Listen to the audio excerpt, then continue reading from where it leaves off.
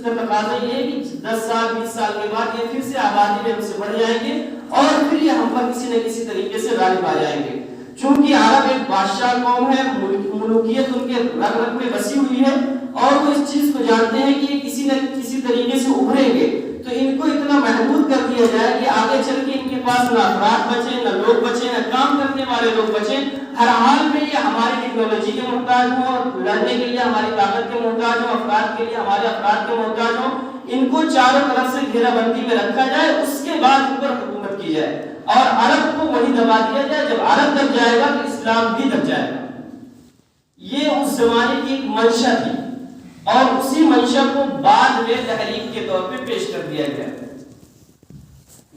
جب آج کا زمانہ ہم دیکھتے ہیں, آج کے زمانے میں جس کے پاس کثرت ہے اس کے پاس طاقت ہے. آج کے زمانے میں جس کے پاس افراد ہے وہی پاورفل ہے. آج کے زمانے میں جس کے پاس لوگوں کی تعداد زیادہ ہے وہی سب سے زیادہ آزاد ہے. آج کے زمانے میں جس کے پاس کام کرنے والے لوگ ہیں وہی سب سے زیادہ متحد اور متفق ہے. آج کے زمانے میں جس کے پاس سب سے زیادہ افراد دماغ والے ہیں وہی سب سے بڑا طاقتور ہے. چاہے وہ افراد اس کے ملک کے ہوں یا کسی اور ملک کے ہوں. امریکہ کو لے لیجئے, وہاں کام کرنے والے جتنے بڑے بڑے ماہرین ہیں وہ کسی اور ملک کے ہیں, لیکن انہوں نے ماہرین کو ہائر کیا ہوا ہے. آج قطر اور عالم عرب کو دیکھیے, ان کے پاس ٹیکنالوجی ہے, ان کے پاس پیسے کی طاقت ہے اور انہوں نے اس طاقت کے بیس پہ پوری دنیا سے بڑے بڑے سائنسدانوں کو اپنے یہاں بلایا ہوا ہے. افراد کسی بھی ملک کا ہو لیکن اس کے پاس اگر صلاحیت ہے تو وہ کہیں بھی جا کے کسی بھی ملک میں اس ملک کو قوت بخش سکتا ہے. یہ ضروری ہے اور یہ مانتا ہے, آج پوری دنیا اس بات کو مانتی ہے. عرب بھی مانتا ہے, یورپ بھی مانتا ہے, ایشیا بھی مانتا ہے. افراد ہوں گے تبھی کام ہوگا, اگر افراد نہیں ہے مشینیں کام نہیں کریں گی. اور افراد میں یہ ضروری ہے کہ افراد جتنے زیادہ ہوں گے اتنا زیادہ دماغ ہوگا, دماغ جتنا زیادہ ہوگا اتنا زیادہ کام ہوگا, لوگ جتنے زیادہ ہوں گے اتنے زیادہ ہی محنتیں ہوں گی اور جتنے زیادہ محنت ہوگی اتنی زیادہ ترقی ہوگی. آپ تحدید کر کے دماغ نہیں پیدا کر سکتے, آپ محدود کر کے لوگوں کو یا تعداد گھٹا کے دماغ نہیں پیدا کر سکتے ہیں. اپنے محتاجین کو تو بڑھا سکتے ہیں آپ.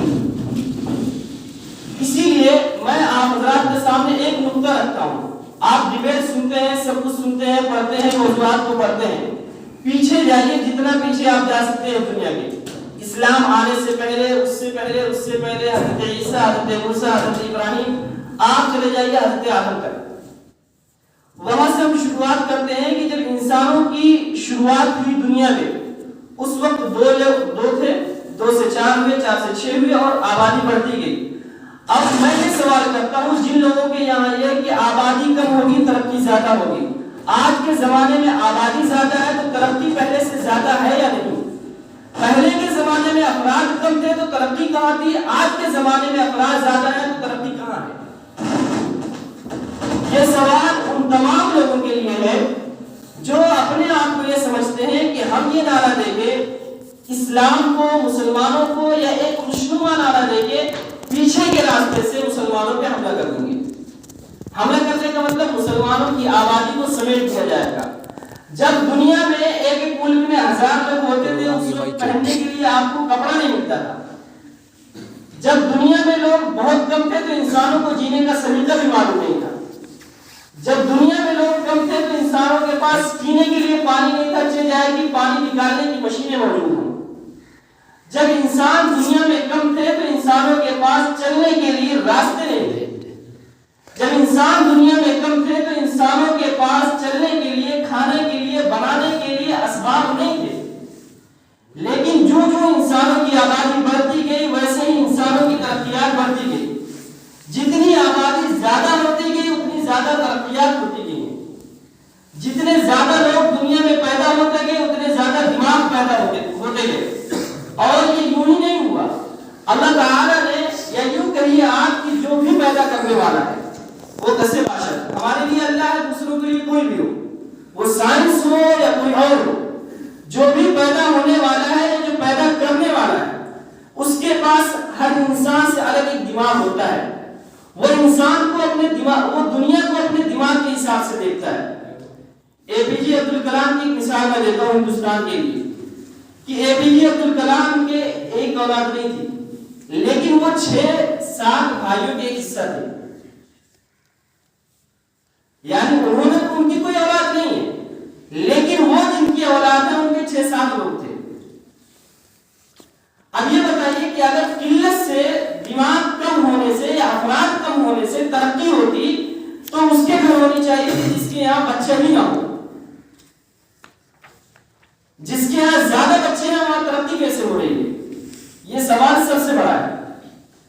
چائنا نے اس سے پہلے یہی غلطی کی تھی، اس نے تحدید کر دی۔ آج چائنا جب اپنی معیشت ڈوبتے ہوئے دیکھ رہا ہے تو اس نے وہ قانون واپس لے لیا اور اب انعام رکھا ہوا ہے کہ جو تیسرا پیدا کرے تو اس کو انعام دیا جائے۔ یعنی ایک طرف سے یہ تھوکتے ہیں اور دوسری طرف سے یہ چاہتے ہیں۔ جب ان کا دماغ خراب ہوتا ہے تو کہتے ہیں کہ نسل ختم کرو، تحریر کر دو اس کی، اب نہیں ہونا بچے۔ اور جب یہ ڈوبنے لگتے ہیں تو کہتے ہیں کہ نہیں اب لوگوں کو لاؤ یہی ہمیں بچائیں گے۔ سب سے زیادہ جو بڑا مدعا ہے اس مسئلے کا، اس کا نشانہ مسلمان ہے اور کوئی نہیں ہے۔ آپ اگر یہ سوچتے ہیں کہ کسی اور قوم پہ یہ بات بولی جا رہی ہے، اگر آپ یہ سمجھتے ہیں کسی اور قوم کو نشانہ بنایا جا رہا ہے، ایسا کچھ بھی نہیں ہے۔ یہ بات آپ مان کے رکھیے کہ یورپ کتنا بھی ترقی کر لے وہ عالم عرب کے قوانین میں تبدیلی نہیں کرا سکتا۔ رجحانات بدل سکتا ہے لیکن قوانین میں تبدیلی نہیں کرا سکتا۔ ان کے اندر جو فطری صلاحیتیں اللہ تعالیٰ نے رکھی ہیں ان صلاحیتوں کو وہ ختم نہیں کر سکتا۔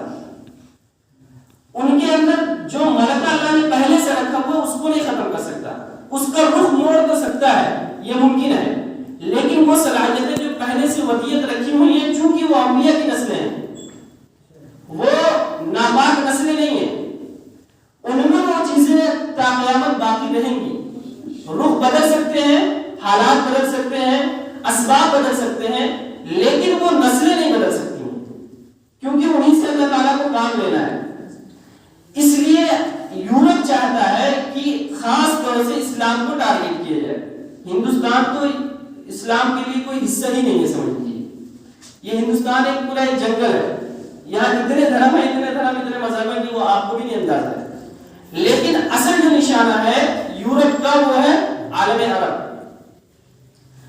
آج یورپ کے زمانے میں جب یورپ کی ترقی ہے، یورپ کے لوگ رات علاقے جاتے ہیں آئے، اس میں کیا ہے کہ عالم عرب ایک ٹائم پہ جب یورپ نے اپنے تسلط کو قائم کیا اس کے بعد سے لے کے آج تک اس پہ قبضہ کرنے کی کوشش کرتا رہا، لیکن آج عرب جو ہے وہ دوسری شکل میں ابھر آیا ہے۔ اس کی تعمیری ترقیات دیکھ لیجیے، یورپ کے پاس اب اس کا جواب نہیں ہے۔ دبئی اور قطر کے جو نئے نئے نمونے پیش آ رہے ہیں اس کا جواب یورپ کے پاس نہیں ہے۔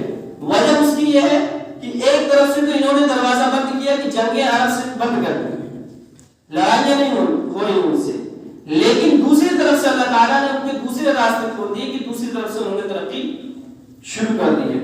ایک مسئلہ بچتا ہے اسلام کا کہ اس میں اسلام کا صحیح موقف ہے کیا، اسلام تحدید نسل چاہتا ہے یا نہیں۔ سب سے پہلی بات کہ اگر اسلامی نقطہ نظر سے آپ دیکھیں گے تو قرآن کریم نے بڑے صاف الفاظ میں کہا ہے وَلَا تَقْتُلُوا أَوْلَادَكُمْ۔ جب یہ آیت پیش کی جاتی ہے تو دوسرے لوگ جو یا تو نام کے مسلمان ہوتے ہیں یا تھوڑا بہت اسلام جانتے ہیں یا سرسری طور پہ کہیں ترجمہ پڑا ہوا ہوتا ہے، وہ کہتے ہیں ضبط ولادت اور قتل میں بہت بڑا فرق ہے۔ وَلَا تَقْتُلُوا کا مطلب یہ ہے کہ پیدا ہونے والا ہو پھر اس کو مار دیا جائے، یا پیٹ میں آ گیا ہو پھر اس کو مار دیا جائے، اور ضبط ولادت کا مسئلہ یہ ہے کہ پیدا ہی نہ ہونے دیا جائے، بچہ رحم میں ہی نہ آئے اور اس پانی کو ضائع کر دیا جائے۔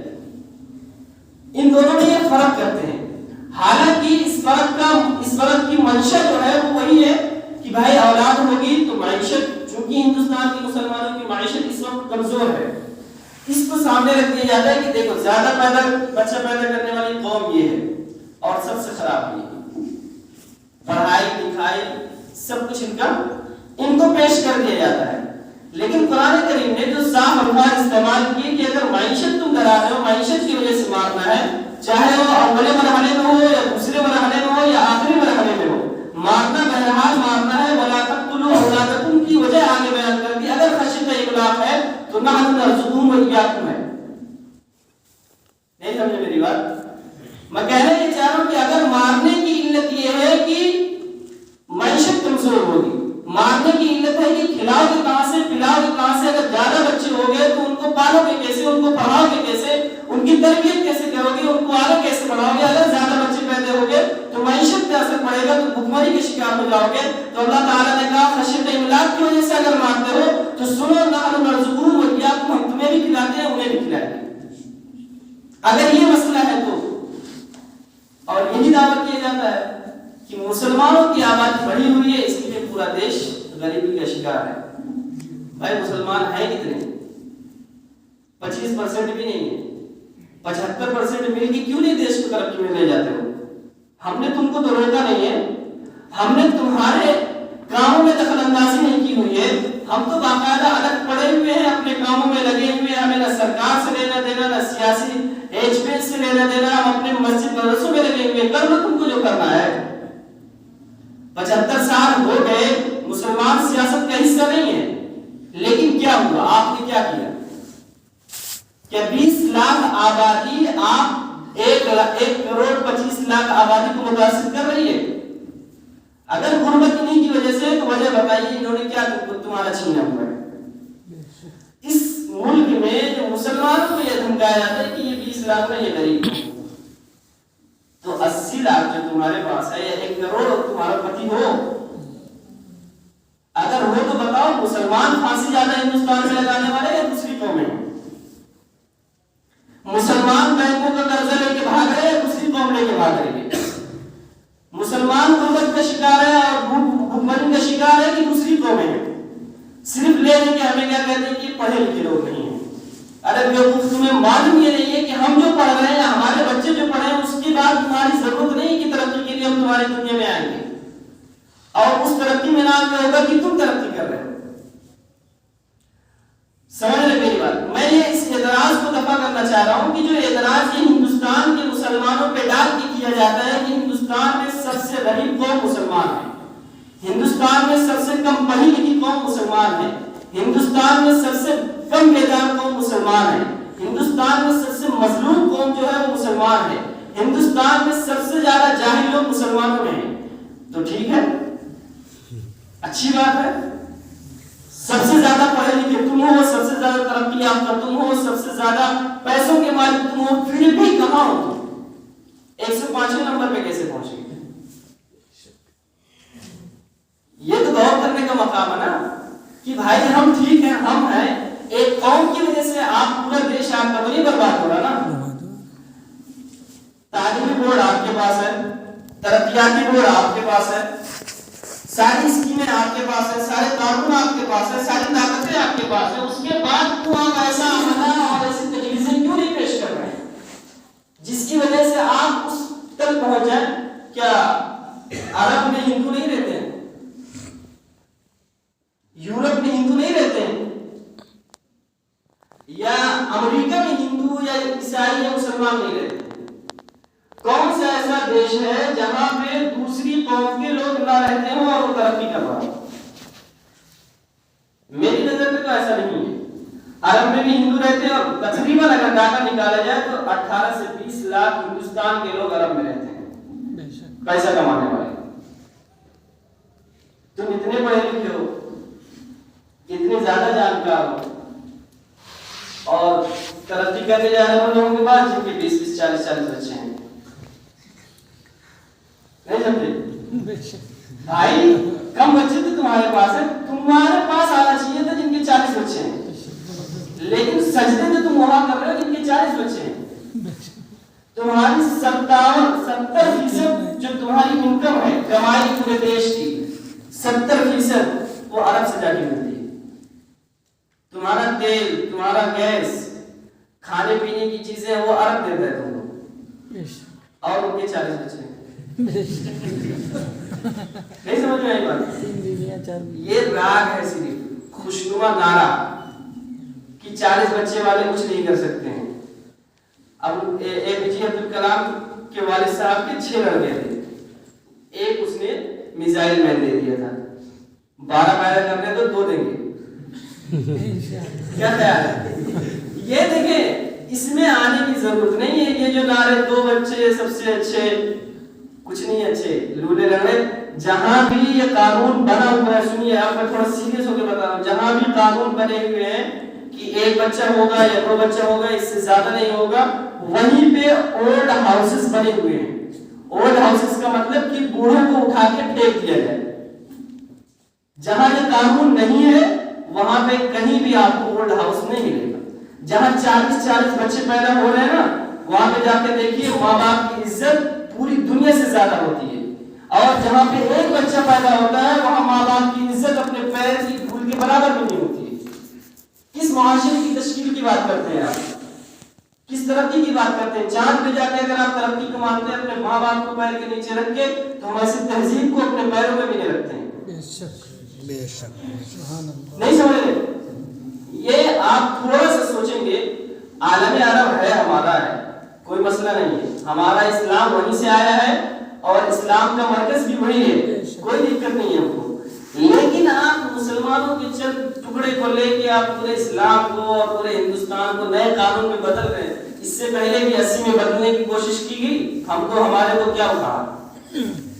کچھ بگڑا کسی کا؟ آپ نے کون سی ترقی کری اس کے بعد؟ آپ کی شرح نیچے آتی گئی. چائنا جس کی مثالیں دی جاتی ہے کہ سب سے پہلے اس نے قانون لگایا، اسی کو دیکھ کے دوسرے لوگ لگائے، الٹی کیا ہوا پھر سے کھا رہا ہے. سبحان اللہ. بھائی یہ چیزیں کسی اور کو دو ملک میں جو نہیں جانتا ہے.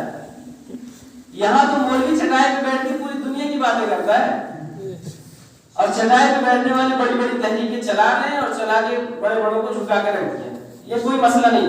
لیکن مسئلہ یہ ہے کہ فیملی پلاننگ اسلام کی نظر میں کیا ہے؟ وہ جو حدیث ہے عاصل والی، وہی ایک حدیث لے دے کے ملتی ہے. قرآن کی آیت میں نے کہہ دیا اگر خشیت املاک ہے تو آپ اس کی توضیح کر سکتے ہیں کہ یہ خشیت املاک نہیں ہے. بتائیے جتنے زیادہ بچے والے کون سے ایسے ماں باپ ہیں جنہوں نے پھانسی لگائی ہے؟ پھانسی لگانے کی آج کی شرح اگر دیکھیں گے تو سب سے زیادہ بینک کا لون ہے. کسان بینک سے لون لیتا ہے، اپنی کھیتی کرتا ہے اور کھیتی ڈوب جاتی ہے، پیداوار نہیں ہوتی ہے اور وہ بچے کو لے کے پھانسی لگا دیتا ہے. جائیے آپ مہاراشٹر کے علاقے میں جائیے، دیکھیے پھانسی سب سے زیادہ وہاں ہوتی ہے، غربت سب سے زیادہ ہے وہاں پہ. آپ کہہ رہے ہیں کہ مسلمان لگا رہے ہیں، ہم تو بینک کے لون کو بھی حرام کہہ رہے ہیں کہ بھائی پھانسی لگانے کی وجہ بھی تو وہی بن رہا ہے. کیوں جا رہے ہیں آپ سود میں؟ محنت کر کے کھائیے، 2 روٹی کھائیے. بچے بڑے ہوں گے، وہ جب کمانے لگیں گے تو اولڈ ہاؤس کی بجائے آپ کو اپنے سینے سے لگا کے رکھیں گے. لیکن جب آپ وہی بچے کر دیں گے تو کیا سینے سے لگائے گا؟ وہ کہے گا ہم اپنا فیوچر بنائیں گے کہ تمہارے چکر میں پھنسیں گے. یہ مارکیٹنگ ہے، سمجھ رہے ہیں؟ یہ فیملی پلاننگ جو ہے یہ مارکیٹنگ ہے، یہ پولیٹیکل نعرے ہیں. اس کا آپ کی زندگی کی حقیقت سے کچھ لینا دینا نہیں ہے. کبھی غلط فہمی میں اس میں بتائیے کہ ہم 2 بچے رہیں گے تو اس کی بہت اچھی تربیت کر دیں گے، ہمارے 2 بچے رہیں گے تو ہم اس کو بہت اچھا پڑھا لیں گے. تقدیر اور رزق کسی کے ہاتھ میں نہیں ہے سوائے اللہ کے. آپ جس کو بھی مانتے ہیں، مطلب ہمارا مخاطب کوئی بھی ہو سکتا ہے، وہ انسان اپنے ہاتھ سے یہ نہیں کہہ سکتا کہ کل میں اتنا کما لوں گا، نہیں کہہ سکتا. وہ جتنے بڑے بڑے بزنس مین ہیں وہ اگر آنکڑا بھی لگاتے ہو تو وہ کل کا نہیں لگاتے. آج میں نے کتنا کمایا بس اتنا حساب ہے اس کے پاس، کل کا حساب نہیں رکھتا کہ کل کیا ہونے والا ہے، کیونکہ بزنس میں اسے خود نہیں پتا کہ کل میرا فائدہ ہونے والا ہے کل نقصان ہونے والا ہے. تو خیر یہ باتیں اسی طرف جا رہی ہے. میں اسلام کی تھوڑی سی بات کر رہا تھا کہ عزل والا مسئلہ کیا ہے، کہ اللہ کے نبی صلی اللہ علیہ وسلم کے زمانے میں عزل کیا گیا اور آپ نے منع نہیں فرمایا. اور یہ ثبوت حدیث ہے کہ بھائی دلیل ہے، یہ کر سکتے ہیں عزل. اب اس کے لیے بہت ساری چیزیں ہیں. آج کے زمانے میں ٹوپی پہنا دو یہ چل رہا ہے. تو اس حدیث کی جو اشارہ ہے نا، یہ بات بولا جاتا ہے، یار میں بول دیا. خیر میں وہ لفظ نہیں بولنا چاہ رہا تھا جو مارکیٹ کا ہے. تو کہنے کا منشا یہ ہے کہ عزل کے جوابات بہت سارے ہیں، احادیث میں ہی موجود ہیں. پہلے سب سے بڑا مسئلہ ہے کہ آپ جتنی احادیث اس طرح کی ممانعات کا مطلب کہ اولاد کو ضائع کرنے کی جو احادیث ہیں رجم وغیرہ یا جیسے بچے کو حمل میں مارنا، اس طرح کی جو احادیث ہیں وہ بہت زیادہ ہیں. تو ان احادیث کو سامنے رکھ کے یہ اصل کی حدیث اس سے ہمیشہ ٹکرا جاتی ہے. اب اس کی علماء نے کیا تشریح کی ہے؟ اس کی علماء نے تقریباً 4 یا 5 تشریحات کی ہیں. نمبر 1، وہ جو اصل تھا وہ اس زمانے میں تھا جب بادی سے اس وقت جمع کیا جاتا تھا. اور بادی سے جمع کرنے کا مطلب یہ ہے کہ اگر وہ پیٹ سے ہوگی تو کام نہیں لے سکتے آپ اس سے. ٹھیک ہے، تو عزم کر لیتا تھا انسان کہ چلو یار کام کرنے والی وہی ایک ہے. یہ اس زمانے کی بات ہے، آج کے زمانے میں بادی کا مسئلہ نہیں ہے. یہ اس حدیث کا صرف جواب ہے. یہاں مت اس کو فٹ کر دیجیے گا کہ بادی تو آ رہی ہے پھر سے، ایسا نہیں. نمبر 2، بادی اس لیے نہیں آدمی چاہتا تھا بادی سے وتی کرانے کو کہ اگر اس سے بچہ پیدا ہو جائے وتی کرنے سے، اس لیے کر رہے تھے کہ اگر بچہ پیدا ہو گیا تو یہ ام ولد بن جائے گی. آپ جانتے ہیں مسئلہ ام ولد بننے کے بعد اس کی خرید و فروخت جائز نہیں. کون چاہے گا بھائی اپنے ہاتھ سے اپنے پیر کو کلاڑی مار دو؟ لے دے کے کپڑا دھلنے والی وہی ہے، وہ بھی چلی جائے گی. سمجھ رہے ہیں؟ تیسری اس کی وجہ جو لکھی ہے علماء نے کہ یہ جو ہو رہا تھا اصل، خاص طور سے اس کی جو سب سے مضبوط جو مانی جاتی ہے وہ یہ ہے کہ اس کی سب سے بڑی وجہ یہ تھی کہ یہ حمل کے زمانے میں ہوتا تھا اصل. یعنی پہلے سے حاملہ تھی، اس میں وتی کی گئی اور اس وقت کے اصل کو نہیں منع کیا. ایک دوسری حدیث ہے اسی کے تائید میں، اللہ کے نبی صلی اللہ علیہ وسلم کے پاس ایک صحابی آتے ہیں، انہوں نے کہا کہ اللہ کے نبی میں عزل کرتا ہوں، کیا میرے لیے درست ہے؟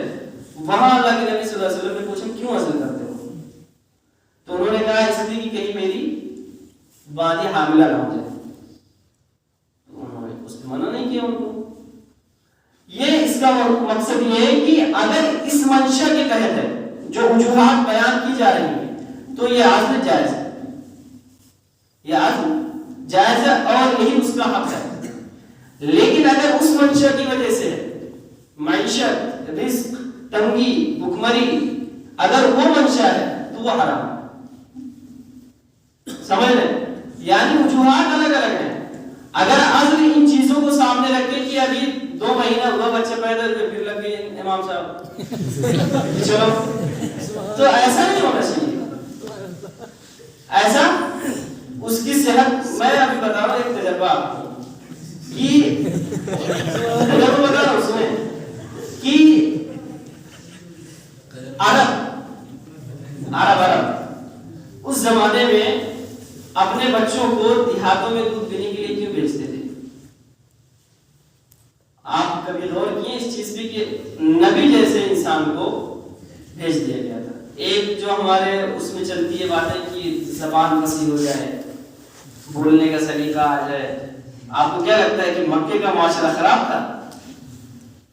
آپ کو ایسا لگتا ہے کہ زبان سیکھنے کے لیے یا لغات سیکھنے کے لیے یا زبان فصیح بنانے کے لیے دیہات میں بھیج دیا گیا تھا؟ آپ کو ایسا لگتا ہے کہ مکے کی گلیوں میں ناچ اور گانے چل رہے تھے؟ اتنی زیادہ برائیاں نہیں تھی، وہ ایک معاشرہ چل رہا تھا. لیکن ایک سب سے بڑی وجہ، بہت ساری وجوہات ہیں، اس میں سب سے بڑی وجہ یہ تھی کہ جس پیٹ سے یہ بچہ پیدا ہوا ہے اگر وہی سارا چیز دیکھنے بیٹھ جائے گی تو وہ بیماری کا شکار ہو جائے گی. 9 مہینے پیٹ میں رکھنے کے بعد جب پیدائش کے وقت جو اس کو درد ہوا ہے یا پیدائش کے وقت اس نے جو درد سہا ہے، جو تکلیف اس کے اندر پیدا ہوئی ہے، جو زخم اس کے اندر پیدا ہوا ہے، وہ فوراً ٹھیک ہونے والا نہیں. اس کو آرام کی ضرورت ہے، اس لیے اس کے بچے کو اس سے الگ رکھا جائے تاکہ یہ کلی طور پہ آرام کر لے. بے شک ہے تھوڑی تجربہ ہونا چاہیے نا. تو یہ چیزیں ایسا نہیں ہے کہ مطلب عورت فوراً تیار ہو جاتی ہے کہ وہ دوسرا، اس کے بعد آپ فزیکلی دیکھیں گے، جائیں گے ڈاکٹر یا کسی طبیب سے ملیں گے نا تو وہ خود بتائے گا. 6 سال کا وقت بتاتے ہیں، 1-2 سال کی میں بات نہیں کر رہا. ہمارے علماء تو ماشاءاللہ اگلے 2 مہینے میں رزلٹ کا انتظار کرتے ہیں دوبارہ نتیجہ. لیکن آپ ان لوگوں کو دیکھیں گے جو اسباب پہ زیادہ بھروسہ کرتے ہیں، وہ 6 سال کا وقفہ اگر آپریشن سے تو 6 سال 5 سال کا وقفہ بتاتے ہیں کہ 5 سالوں میں جو کمیاں اس عورت کے اندر آئی وہ 5 سال میں پوری. تو اس حساب سے تو 6 سال 12 سال میں ختم, 2 بچے ہو گئے. 18 سال تک تو انسان بیٹری ڈسچارج ہو جاتی ہے, اس کے بعد کچھ بچتا نہیں. اب جو چیزیں ہیں عزل کے تعلق سے جو اسلامی نقطہ نظر سے ہم کہہ رہے ہیں کہ دوسری چیزیں جو بتا رہے ہیں نا کہ ڈھکن لگا لو, یہ لگا لو, وہ لگا لو, یہ چیزیں جو ہیں یہ اسلام کے اعتراض سے آپ یہ کہہ سکتے ہیں کہ جائز ہو سکتی ہے, شریعت نے اس کا پابند نہیں بنایا ہے. استعمال آپ کوئی بھی عزل کے طریقے میں سے کوئی بھی استعمال کر سکتے ہیں جو بھی اس زمانے میں رائج ہو. ضروری نہیں ہے کہ آپ وہی چیز جو چل رہی ہے مارکیٹ میں وہی استعمال کریں, ایسا ضروری نہیں ہے. جو ورڈ بار بار استعمال کیا جاتا ہے نا اسلام میں یہ جائز ہوئے گا, جو انگلش کا ورڈ ہے نا CONDOM, یہ جائز نہیں ہے, یہ جائز وغیرہ نہیں ہے. کہنے کا مطلب یہ ہے کہ یہ جائز نہیں ہے کہ آپ اس کو لے کے بیٹھ جائیں گے اب یہ جائز ہو گیا, کسی کو جیب میں لے کے گھومنا شروع کر دیں, ایسا والا جائز نہیں ہے. اور آپ اس کو اس سنس میں بھی نہ لیں کہ یہ اس طرح جائز ہوا ہے. یہ ایک عزل کی شکل بن سکتی ہے, بس وہیں تک رہے گا, اس سے زیادہ نہیں بنے گا کہ چلو اب آج سے ہو گیا, جیسے سر پیٹ ہو گیا اسی میں اس کو بھی رکھیں. یہ ہمارے کئی سارے ساتھی ہیں جو اس چیز کو بہت اچھے سے رکھتے ہیں کہ یار بھائی جب اسلام میں یہ کہا گیا ہے کہ اپنی حیثیت کے حساب سے بچے پیدا کرو اور اپنی لیاقت دیکھ کے, اپنی صلاحیت دیکھ کے اور اپنا آگے کا مستقبل سنوارنے کے حساب سے دیکھو, تو بڑا افسوس بھی ہوتا ہے. اور ان سے یہی کہا جاتا ہے بھائی تمہارے ماں باپ نے تو نہیں سوچا یار اتنا, تم اپنے بارے میں کیوں اتنا سوچ رہے ہو. بھائی جنہوں نے 12 بچے پیدا کیے انہوں نے اپنے بچوں کو BA MA سب کچھ پڑھا دیا, اور وہ بزدل نسل جو ہماری آ رہی ہے وہ 2 بچے پہ تیار نہیں ہے. تو میں یہ نہیں کہہ رہا ہوں کہ آپ حضرات بھی 40 تک جائیں, کوئی مسئلہ نہیں, اللہ جتنا توفیق دے. لیکن عزل کا مسئلہ وہ نہیں ہے جو بتایا جاتا ہے. عزل کا مسئلہ یہ ہے کہ بھائی مجبوریاں ہیں, اور مجبوریوں میں اگر آتی ہے تو ٹھیک ہے, آپ عزل کسی بھی طریقے سے کسی طبیب سے مل کے جو اس کی جائز شکل یا صحیح شکل ہو سکتی ہے اس کو آپ استعمال کر لیں. ایک میں تجزیہ پیش کرتا ہوں آپ کو. ڈاکٹر میری شاگرد ہیں, انہوں نے اپنی کتاب لکھی ہوئی ہے, اس میں انہوں نے لکھا ہے کہ یہ عزل جو ہم کہہ رہے ہیں نا, عزل یہ آپ یہ کہتے ہیں فیملی پلاننگ کے لیے جو آلات استعمال ہوتے ہیں, جتنے بھی آلات مارکیٹ میں چل رہے ہیں, چاہے وہ ربڑ کے ہوں, چاہے وہ پلاسٹک کے ہوں, چاہے وہ لوہے کے ہوں, جتنے بھی چل رہے ہیں مارکیٹ میں, ان سارے آلات کو استعمال کرنے والا شخص 40 سال تک جاتے جاتے اس کے ریچارج, اس کی ویلیڈیٹی اور اس کا جتنے بھی اندر فیچر کام کرتے ہیں اس کے وہ سب کچھ, اس یہاں تک کہ اس کی اسکرین بھی خراب ہو جاتی ہے, بچتا کچھ نہیں اس کے اندر. صرف کیا ہوتا ہے, ڈھانچہ موبائل کا خراب, جس کو چاہے ادھر پھینک دو چاہے ادھر پھینک دو. یہ ان لوگوں کے لیے جو مستقل ان چیزوں کو استعمال کر رہے ہیں, جن کے دماغ میں یہ فطور بیٹھا ہوا ہے کہ بس 2, اس کے بعد ساری چیزیں استعمال کریں گے. تیسری چیز لکھی انہوں نے کہ جتنے لوگ اس طرح کے استعمال کرنے والے ہیں یا جو اس چیز کو استعمال کرتے ہیں ان کے اندر ذہنی تناؤ بہت زیادہ ہوتا ہے, وہ ایگریسو ہوتے ہیں, یعنی غصے والے ہوتے ہیں بہت زیادہ, تھوڑی سی باتوں پہ ان کو غصہ آ جاتا ہے. تیسرے, وہ کسی کو قبول کرنے کے لیے تیار نہیں ہوتے ہیں, یعنی کسی کی بات کو یا کسی کے مزاج کو جلدی قبول نہیں کر پاتے. چوتھی چیز جو انہوں نے لکھی کہ وہ آزاد ہو جاتے ہیں.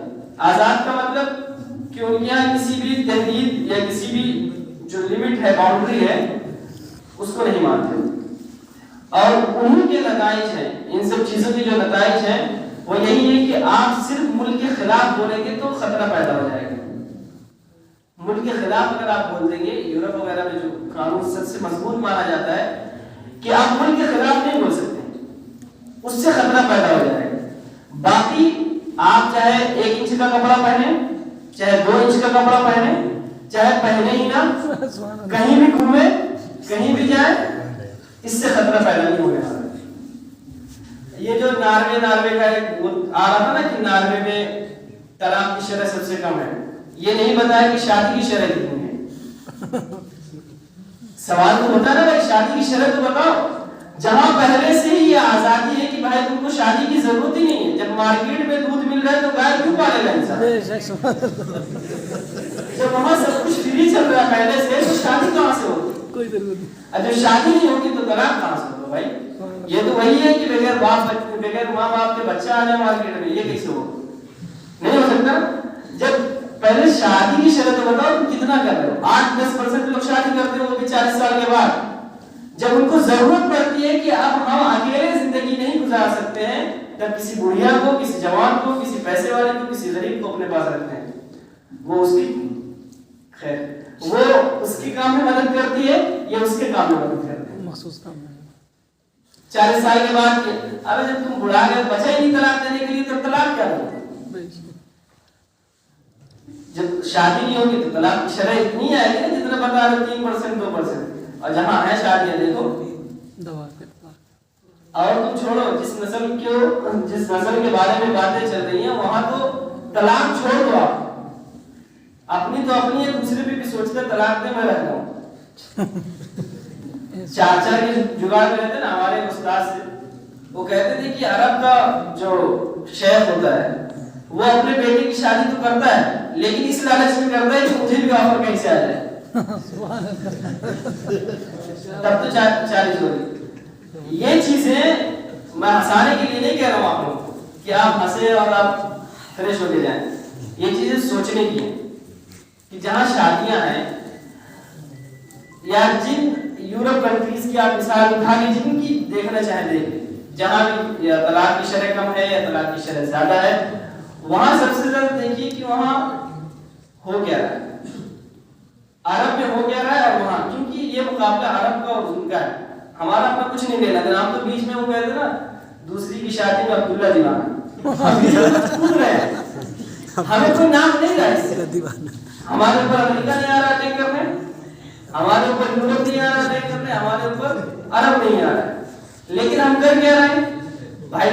یورپ کر رہا ہے ہم بھی کر لیتے ہیں۔ چائنا دیکھو ہمارا دشمن ہے، کم وقت وہ روز قانون بدلتا ہم بھی بدلتے، ہم بھی اس کا مقابلہ کریں گے۔ مقابلہ جس چیز میں کرنا اس میں ہو نہیں رہا تم سے۔ سب سے زیادہ آبادی ہے چائنا کے پاس، سب سے بڑا پاور ہے اس کے پاس، پلان کچھ نہیں ہے، بس یہ اوپر سے دیکھ دیکھ کے نقل کرنے کے لیے بھی تو دماغ چاہیے نا۔ عبارت اب وہ چوتھے سوال کی عبارت کی طرح پہلے سوال کو اٹھا کے ڈال دیے، نقل کرنے کے لیے بھی تو دماغ چاہیے نا انسان کو کہ بھائی سوال نمبر کون سا ہے۔ انہوں نے جب پالیسی بنائی تھی نسبندی کی اور تحدید کی تب آپ نے لاگو یہاں نہیں کی، اب جب واپس کر رہے ہیں تو آپ لاگو کر رہے ہیں۔ بھائی چائنا نے ختم کر دیا، اب آپ لے رہے ہیں کہ چلو ٹھیک ہے ہمیں دے دو ہم سنبھال دیں اس کو۔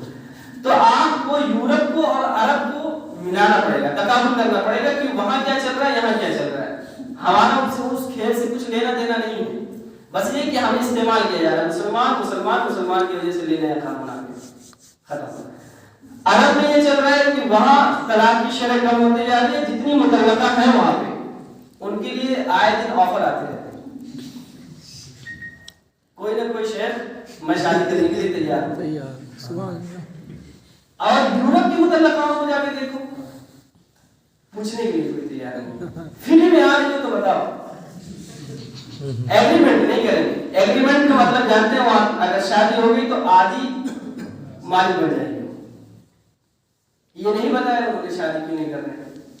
بھائی شادی کرتے ہی وہ عورت آپ کے آدھی ملکیت کی مالک ہو جائے گی، 50% حصہ اس کو چلا جائے گا، کیوں شادی کرے گا؟ فری میں اتنا کمایا اپنی زندگی لگا کے فری میں دے دی ان کو، تو جب شادی نہیں کرے گی تب طلاق ہونی کہاں ہے؟ عرب کر رہے ہیں شادی، طلاق بھی ہو رہی ہے لیکن متعلقہ بہت کم ہے وہاں پہ، پھانسی لگانے والے لوگوں کا وہاں کوئی وہی نہیں ہے، جرائم کی دنیا میں سب سے نیچے ہیں وہ لوگ، جنسی جرائم ہو یا ملکی جرائم ہو دونوں اعتبار سے ان کے ہاں کوئی وہ نہیں ہے، زنا ان کے ہاں بہت کم ملتا ہے، ریپ کی وہاں شرح ہی نہیں ہے، ذرا سا بدتمیزی آنکھ بھی مار دی تو اٹھا کے جیل میں ڈال دینا، سمجھ یورپ میں اٹھا کے بات کرتے ہیں، یہ چیزیں میں یہ بتا رہا ہوں کہ جنسی جرائم اور ان دونوں کے تقابل میں چل کیا رہا ہے. یورپ کے پاس کیا ہے اس قانون کے بعد, اور عرب کے پاس اس قانون کے بعد کیا بچا ہے؟ عرب اس قانون کو بنانے کے بعد مضبوط ہوتا جا رہا ہے, معاشرتی طور پہ بھی مضبوط ہوتا جا رہا ہے. اور یورپ قانون بنانے کے بعد بھی, یورپ قانون بنانے کے بعد بھی اگرچہ وہ سائنس لے کے چلا گیا آسمان تک, چاند تک پہنچ گئے, اس سے فرق نہیں پڑتا, لیکن تم زمین پہ کہاں کھڑے ہو؟ زمین پہ کہاں کھڑے ہو وہ بھی تو ضروری ہے. آسمان پہ جا کے اترو گے کہاں؟ یہ چیزیں عرب اور یورپ کا جو تقابل ہے معاشرتی وہ ایک دم تباہ ہے دونوں کا. اسلام والے الگ کھڑے ہیں, بالکل الگ کھڑے ہیں, اور انہوں نے قانون بنانے کے چکر میں اپنی بہن بیٹیاں سب کو نشانے پہ لگا دیا. کوئی میٹر نہیں ہے بھائی. اگر کوئی انگریز ہے اس کی بہن کہاں جا رہی ہے اسے کوئی مطلب نہیں, وہ جانتا ہے, سب کچھ جانتا ہے. اس کی ماں کہاں جا رہی ہے یہ بھی جانتا ہے, اس کی اپنی بیوی کہاں جا رہی ہے, کس کے پاس جا رہی ہے یہ بھی جانتا ہے, لیکن کچھ بگاڑ نہیں سکتا. وہ یہ قانون یہاں بھی پاس ہو گیا اسے, لیکن وہ کچھ بگاڑ نہیں سکتا ہے. یورپ میں, عرب میں آ جاؤ, ابھی ایسا نہیں ہے حکمت. یہاں تو سیدھے سیف اللہ ختم. تو یہ ایک معاشرتی تباہی ہے. اس نعرے کے پیچھے جو معاشرتی تباہی ہے اس کے علاوہ کچھ بھی نہیں ہے. جہاں جہاں انہوں نے اس قانون کو لاگو کیا ہے وہاں وہاں کی تباہی سب کے سامنے ہے, اور جہاں لاگو کرنا چاہ رہے ہیں وہاں کا انجام آئندہ ہی بتائے گا کہ کیا ہونے والا ہے. اسی لیے اس قانون کے جھمیلے میں ایک سیاسی کھیل ہے. کانگریس نے بھی کیا تھا, آنے والی حکومتیں بھی کریں گی. ان کو مطلب یہ ہے کہ جو لوگ اس نعرے پہ پھنس گئے وہ ان کے ہیں, جو نہیں پھنسے وہ اس کے خلاف, اور جو پھنس گئے وہی ووٹ دیں گے, کیونکہ نام مسلمان کا ہے. بھائی مسلمان کو تباہ کرنا ہے, کر لو, کہاں سے کرو, نہیں کر پاؤ گے. یہ تو مطلب ایک انسانی فطرت ہے کہ کسی ایک قوم کو خالصتاً اس نام پہ نہیں ختم کیا جا سکتا, یا اس کے اوپر کچھ بھی نہیں کر سکتے. یہ نام صرف استعمال ہوتا ہے آج کے زمانے میں سیاسی فائدہ اٹھانے کے. کسی کو کوئی دشمنی نہیں. کیا ہمارے مودی جی مسلمانوں سے نہیں ملتے ہیں؟ بھائی یہاں سے عرب جاتے ہیں, باقاعدہ شیخ کرتے ہیں, شیخ یہاں آتا ہے تو اس کو حق بھی دیتے ہیں. چل رہا ہے, سب کچھ چل رہا ہے, لیکن ہندوستان میں جب سیاست کی بات ہوگی تو ماشاءاللہ مسلمان سب سے غریب ہے. یہاں اس کو امیر بنانا ہے. ارے امیر بنانا ہے جیسے 17 لاکھ بھیجو, 2-4 لاکھ مسلمانوں کو عرب میں بھیج کے دیکھو, کایا نہیں پلٹتی اکانومی کی تو بتانا. خیر یہ وہ چیزیں ہیں جو فیملی پلاننگ اور اس کے تھوڑے جزئیات میں بہت لمبی تبدیل ہو جائے گی, وہ چھوڑ دیجیے. جہاں تک بات ہے 40 منٹ ہو گئے آپ کے ڈیبیٹ کی اور آپ لوگوں کی, اس میں تھوڑی سی میں یہ کہوں گا آپ حضرات سے. دیکھیں بھائی جو حضرات اب جانا چاہ رہے ہیں وہ جا سکتے ہیں, اجازت ہے. میں ان کو پکانے کے لیے تھوڑا سا وقت لوں گا. ڈیبیٹ کی شکل جو آپ لوگوں کی بہت اچھی ہے.